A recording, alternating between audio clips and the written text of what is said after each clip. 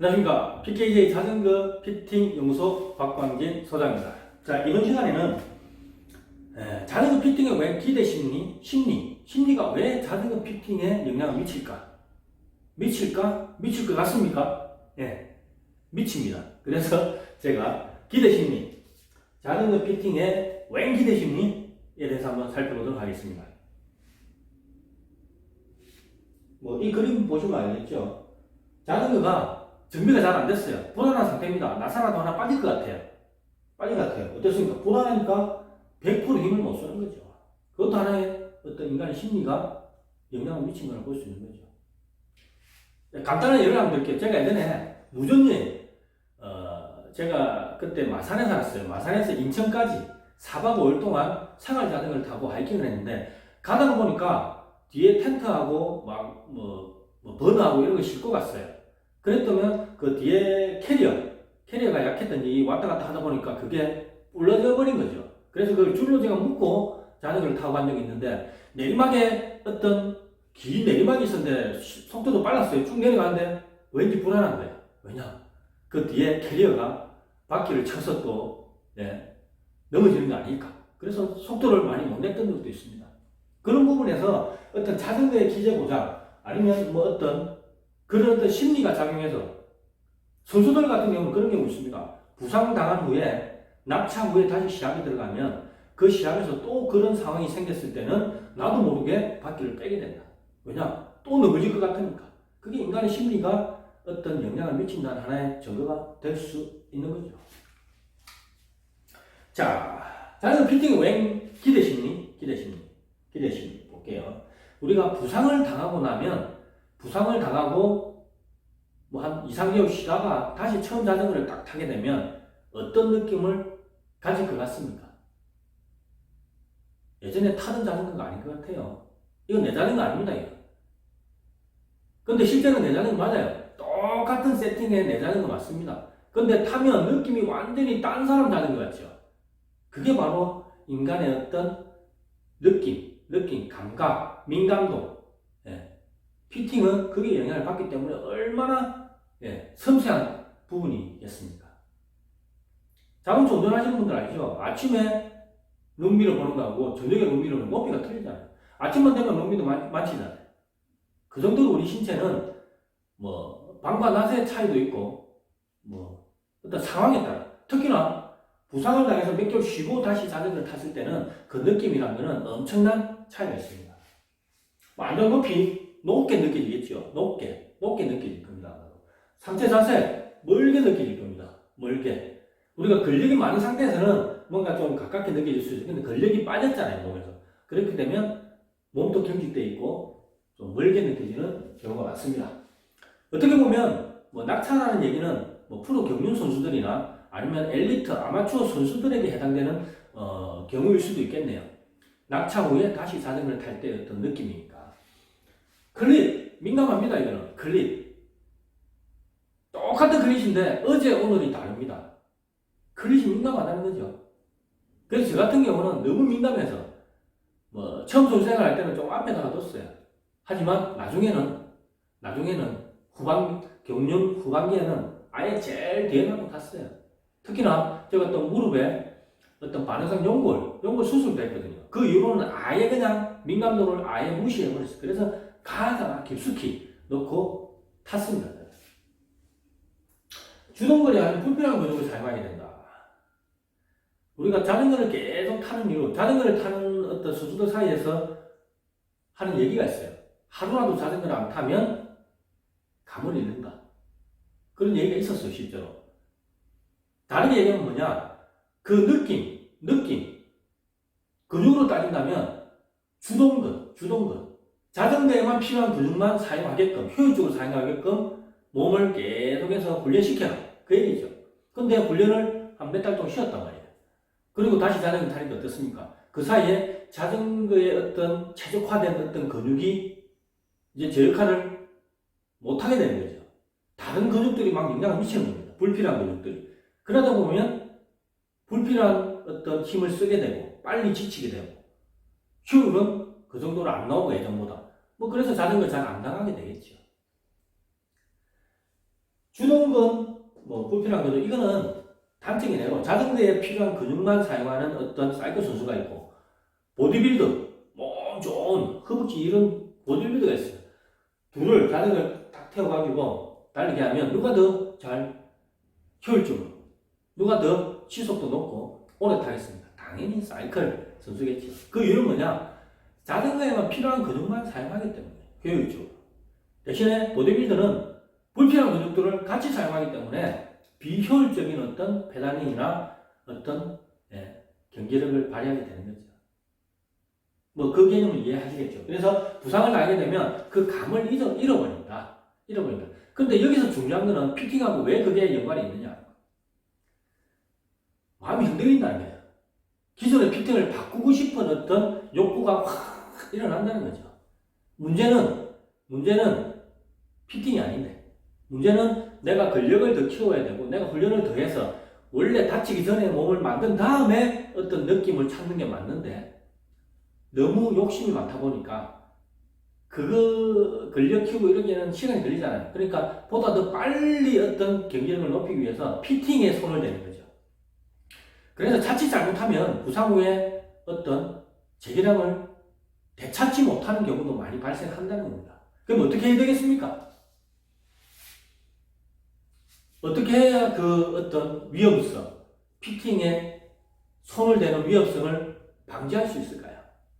그 해답은 제가 제시해 드릴게요. 뭐냐? 내가 최고로 잘 탈 때의 자세를 분석해 놓아라. 영상을 찍어 놓고 각도를 알고 있어라. 그리고 그걸 가지고 있어라. 그러면 다음에 내가 다치고 나서 만약에 자전거를 손댔다 뭐 이래가 엉망이 돼버렸다. 다시 원점으로 갈 수 있다는 거죠. 제가 프로 경륜이나 엘리트 아마추어 선수들에게 제시하는 게 1단계 피팅이 바로 그겁니다. 현재 내 자세에 대한 분석을 하고, 그게 1단계입니다. 그 다음에 내가 선망하는 어떤 우수한 선수 자세하고, 그 다음에 뭐 내가 원하는 어떤 자세하고 비교를 하는 거죠. 죄송합니다. 아니면 내가 다치기 전 잘 탈 때의 자세하고 내가 다친 후에 피팅을 바꿨을 때 자세를 두 개를 비교를 하는 거죠. 그래서 어디에 차이가 있느냐?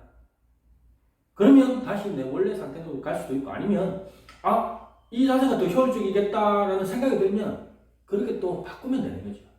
중요한 건 뭐냐? 기준점을 제시해 줄 수 있는 어떤 피팅, 분석, 자료가 필요하다. 이해가 되시겠습니까? 예. 데이터 작업과 영상 확보가 필요하다는 거죠. 자, 자전거 피팅의 기대 심리에 대해서 제가 실제 제 경험을 한번 예를 들게요. 제가 선수생활 할 때 저희는 이제 어떤 실격 1등 해야 되는 선수가 1등 못할 때는 제재를 받게 돼요. 제재를 받게 되면 일정 기간 쉬어야 되고, 그 다음에 뭐 낙차를 했다. 그럴 경우에도 뭐 한 두세 달 쉬고 나서 이제 다시 복귀하기 위해서는 경륜 훈련원에서 한 일주일 정도 훈련을 받고 테스트에 합격을 해야지 시합을 뛸 수가 있어요. 그래서 제가 이제 일주일 동안 그 훈련받는 기간 동안, 훈련원에서 일주일 동안 그 훈련받는 기간 동안에 제가 자전거 이제 팩 세팅을 바꾼 거죠. 뭐 구체적으로는 핸드 스템을 원래 저는 100을 썼습니다. 100을 썼는데 110으로 바꾸고 그 어떤 파워나 아니면 스피드나 최대 속도나 이런 것들을 한번 측정을 해봤어요. 왜냐? 어떻게 피팅했을 때 더 경기력을 높일 수 있을까를 제가 뭐 컴퓨터 트레이너의 어떤 장비가 있었어요. 지금은 뭐 시뮬레이션 어떤 장비들이 많지만 그때 당시에는 컴퓨터 트레이너라는 어떤 기계를 통해서 제가 재원을 뽑아냈어요. 결론은 뭐냐? 100을 쓸 때보다 110을 쓸 때가 더 높은 스피드와 더 높은 파워와 더 효율적인 페달링이 나왔다는 거죠. 그래서 저는 유레카를 외쳤습니다. 이렇다면 이제 뭔가 다시 재기할 수 있겠다. 그때 제가 선발급을 탔거든요. 나이도 그때 좀 은퇴에 가까운 시기였어요. 하지만 뭔가 과거의 내 어떤 기량을 다시 한번 찾을 수 있을 것 같다는 어떤 확신을 가졌습니다. 확신을 가졌기 때문에 들뜬 마음으로 다음날 또 자전거를 탔습니다. 근데 결과는 어떻게 됐겠습니까? 결과는 더 자전거 안 나가는 겁니다. 그중은 빨리 지치고. 그래서 다시 저녁에 다시 원래대로 100으로 바꿨어요. 자, 여기서 말하는 게 뭐냐? 왜 그러면 내가 테스트할 때, 컴포 트레이너로 테스트할 때 더 높은 기량이 나왔을까라는 부분이죠. 거기에 기대 심리가 작용을 했을 수도 있다는 겁니다. 기대 심리. 바꿨으니까 뭔가 좀 더 좋은 결과가 나왔으면 좋겠다는 기대 심리. 그 기대 심리가 더 높은 기량을 만든 거죠. 환경이 또 틀렸다. 제일 중요한 게 이제 피팅에서도 어쩌면 실내에서 롤러 위에서 하는 어떤 피팅이기 때문에 실제 현장에서 자전거 타는 거하고는 100% 일치하진 않아요. 그 격차는 분명히 존재합니다. 한 예로 실내에서는 멀게 느껴지는 게 밖에서 타면 가깝게 느껴져요. 상체 자세가. 그게 가장 어떤 몸으로 느끼는 어떤 차이로 볼 수 있는 겁니다. 그래서 롤러 위에서 내가 테스트를 했기 때문에 실제 벨로드롬이나 실제 도로에서 어떤 상황을 반영하지 못해서 어떤 그런 결과가 나왔을 수도 있고요. 그 다음에 테스트 오류. 10초 인터벌에서 최대 시속을 제가 뽑은 거죠. 근데 실제 제가 벨로드롬이나 실제 어떤 시합에서 하는 건 10초가 아니잖아요. 그래서 그 어떤 차이, 테스트 방법의 차이도 어떤 결과에 영향을 미칠 수도 있다. 그 다음 실제 도로에서 힘쓸 때의 자세, 그 다음에 롤러 위에서 힘쓸 때의 자세. 물론 롤러 위에서도 힘쓰는 자세를 찾으려고 하지만 쉽게 찾을 수가 없어요. 왜냐? 부하가 실제 도로에서 타는 그 부하를 100% 일치시키는 부하를 줄 수가 없어요. 바람의 어떤 저항, 그 다음에 움직이는 저항, 이런 것까지 다 자전거 흔들리는 거 있죠. 근데 실제 롤러는 딱 고정된 자전거에서 바람 없이 그냥 뒷바퀴에만 부하를 주고 테스트를 하기 때문에 어떻게 보면 상이한 결과가 나타났다고 볼 수 있는 겁니다. 어떻게 해야 되느냐? 어떻게 해야 되겠습니까? 물론 기초 자료로는 사용할 수 있죠. 하지만 보다 더 체계적이고 보다 더 현장 접근이 현장을 보다 더 다양한 변화를 반영한 어떤 데이터가 제시가 되어야 됩니다. 그리고 심리적인 부분도 분명히 영향을 미칠 수가 있다는 것을 간과해서는 안 된다는 겁니다. 심리가 얼마나 중요한데요. 실제 선수생활 할 때 7명 시합을 하면 미리 1등은 정해져 있어요. 왜냐? 선수들 사이에서 심리가 작용해서 이 친구가 1등이니까 이 친구 뒤에 이런 식으로 다 스스로가 각자의 어떤 결과에 맞는 어떤 전법을 구사를 한다는 겁니다. 그래서 결과가 별로 차이가 없어요. 근데 이 심리가 깨지는 경우는 어떤 경우냐? 신인들이 가끔 시합을 같이 할 때는 이 분분율이 깨집니다. 왜? 신인들은 오로지 꼴등해도 좋으니까 뭔가 배운다는 입장으로 시합을 하거든요. 그러니까 기존에 고정된 어떤 심리가 아니라 뭔가 창의적인 심리를 가지고 시합을 하기 때문에 그 판이 깨집니다. 하지만 그런 신인도 어느 정도 타다 보면 또 묻히게 됩니다. 자, 그래서 결론은 그겁니다. 피팅은 통합적인 어떤 데이터를 제시해서 실제 현장하고 비슷한 환경에서 어떤 결과값을 제시해 줄 수 있어야 됩니다. 그 다음에 부품 하나를 교체하게 되면 모든 세팅값이 변해요. 핸드스템 피팅하다가 핸드스템을 한 10mm 정도 더 길게 하면 딱 맞게 되겠다 싶어서 그렇게 바꾸고 피팅을 하면 모든 재원이 다 틀어져요. 그래서 다시 피팅해야 돼요. 그런 걸 알고 피팅을 해야 된다는 거죠. 그런 걸 알고. 간혹 최근에 아니죠.